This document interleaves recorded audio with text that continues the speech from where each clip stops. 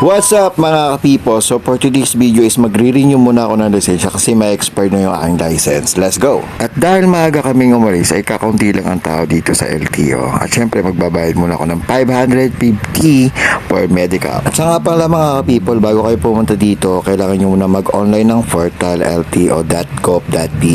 At yan ang mga ka-people at number 19 kami sa pila. At habang naghihintay kami dyan ay pipilapan ko muna ang application na binigay sa kanyang LTO. Alright? At yan na nga mga people at nandito na kami sa loob ng LTO para i-process na yung aking papel at nandito na ako nakapila sa CSR number 1. And ang mga people at sobrang smooth dito, basta maaga ka lang makapunta dito sa LTO at maaga ka rin makakatapos. At yan na nga mga people at number 6 ako sa CSR number 1 at hinihintay ko lang na tawagin ang aking pangalan para sa aking driver's license. Alright? At yun na nga mga people at kailangan mo muna i-open yung account mo dito sa system nila para ma-process nila in online. At yan na nga mga people at tinawag na ako para picturean at syempre magpi-fingerprint ka muna dito para pumasok sa system nila. At yun nga mga people at nagbayad na rin dito ako ng 585 and lahat ng nabayaran ko dito is 1,135. So paano mga people ko? Bye bye na!